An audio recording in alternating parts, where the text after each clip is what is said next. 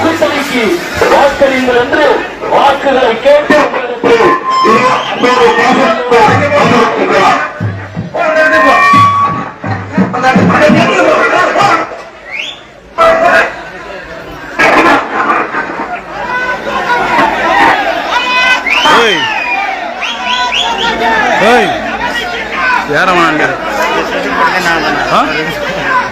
அவர் என்ன யாரும் 1000 கேள்வி கேட்டார்.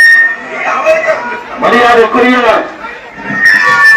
பாட்டாளி மக்கள் கட்சியுடைய வேட்பாளர் தேசிய ஜனநாயக கூட்டணி சார்பில் நிறுத்தப்பட்டுள்ள அன்புமணி அவர்கள் இந்த இடத்திலே வாக்குகளை கேட்டு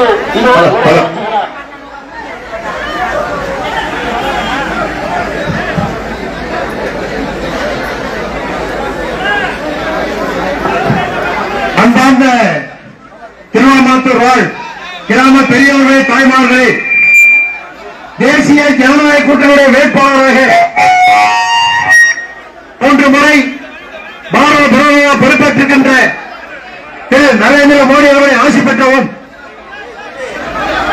மருத்துவர் ஐயாவுடைய ஆசியோடும் மாற்றம் முன்னேற்றம் அன்புமணி ராமதாசுடைய ஆசியோடும் இங்கே எழுச்சி நாயகர் அரவணன் அண்ணாமலையார் அவருடைய ஆசி பெற்ற வேட்பாளரும் மற்றும் தேசிய ஜனநாயக கூட்டணியுடைய அனைத்து அங்கத்தினுடைய வேட்பாளராக என்னை நியமனம் செய்திருக்கிறார்கள். வருகின்ற பெருமக்களே, உங்களுடைய பொன்னான வாக்குகளை எனக்கு மாம்பழம் சின்னத்தை வாக்களித்து என்னை வெற்றி பெற செய்யுமாறு உங்களுடைய பொறுப்பாதங்களை வணங்கி விரும்பி கேட்டுக்கொள்கிறேன். நன்றி நன்றி நன்றி.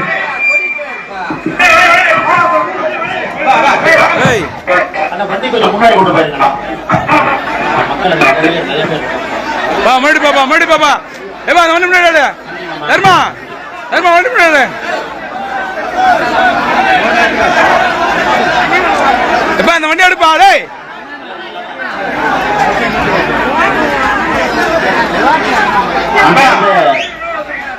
பெரியவர்களே, தாய்மார்களே, அன்றைக்குரிய சகோதர சகோதரிகளே, முதல்ல உங்களுக்கெல்லாம் ஒரு பெரிய நன்றியை தெரிவித்துக் கொள்கின்றோம்.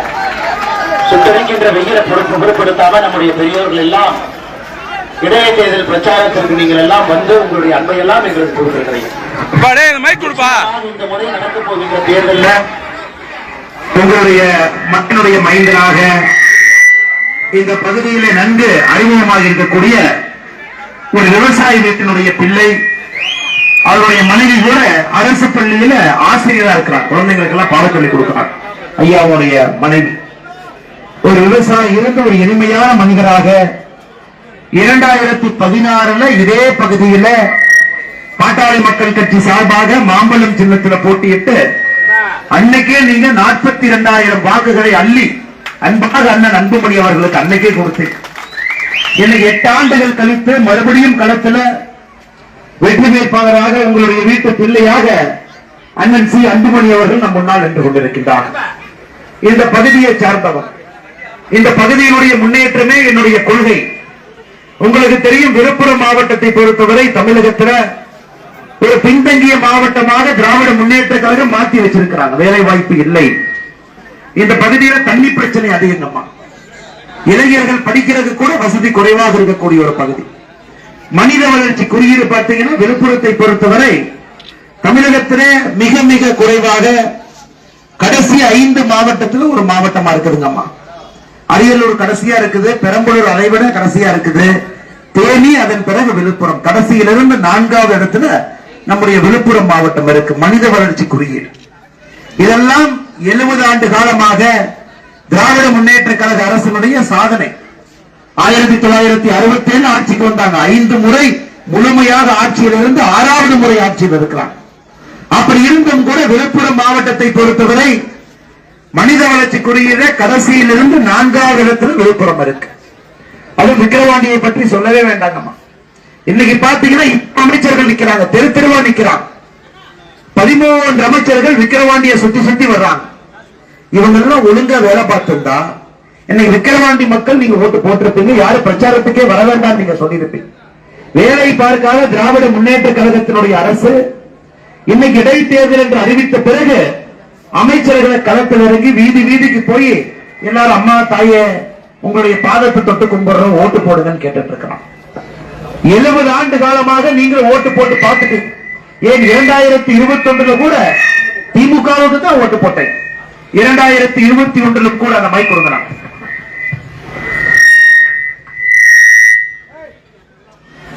2021 கூட திராவிட முன்னேற்ற கழகத்தினுடைய ஒரு உறுப்பினரை தான் இங்கிருந்து உருவாக்கி சட்டப்பேரவைக்கு அனுப்பிச்சீங்க. என்ன பிரயோஜனங்க? இன்னைக்கு 3 ஆண்டுகள் கழித்து பார்க்கும் பொழுது விக்கிரவாண்டிக்கு தொழில் வளர்ச்சி வந்திருக்குதுங்களா? இல்லை. குழந்தைகள் படிப்பதற்கு நல்ல தரமான கல்லூரிகள் வந்திருக்குதுங்களா? இல்லை. விக்கிரவாண்டியினுடைய தண்ணி பிரச்சனை தீர்ந்திருக்கா? இல்லைங்க. எதுவுமே நடக்கல. மறுபடியும் 13 அமைச்சர்கள், மறுபடியும் இடைத்தேர்தல், மறுபடியும் எங்களுக்கு வாய்ப்பு கொடுங்கன்னு கேட்கிறாங்க. ஆனால் அன்பு பெரியோர்களை, தாய்மார்களை, சகோதர சகோதரிகளை, நம்முடைய அண்ணன் அன்புமணி அவர்களுக்கு நாம வாக்களித்து அவரை வெற்றி பெற செய்யும் பொழுது 2 விஷயத்தை நீங்க செய்து காட்ட போறீங்க. முதலமைச்சருக்கு இங்கே தோல்வி என்றால் அவருக்கு தெரியும் நம்முடைய ஆட்சியை மக்கள் ஏத்துக்கிட்டாங்க. விக்கிரவாண்டியில வேற ஏதோ செய்தியை சொல்லி இருக்கிறாங்க, நம்ம ஆட்சியை மாற்றி ஆட்சி பண்ணணும், அடுத்த 2 ஆண்டுகள் மக்களுக்கு கீழே வந்து ஆட்சி பண்ணணும். ஊழல் எல்லாம் தமிழகத்திலே அதிகமாக இருக்கிறது, அதை மக்கள் விக்கிரவாண்டி மூலமாக செய்தியாக சொல்லி இருக்கிறார். கள்ளச்சாராயம் எல்லா இடத்திலும் கூட தண்ணியை போல் பெருக்கெடுத்து ஓடிக்கொண்டிருக்கிறது, அதற்கு ஒரு செய்தி கொடுக்கிறார். திமுக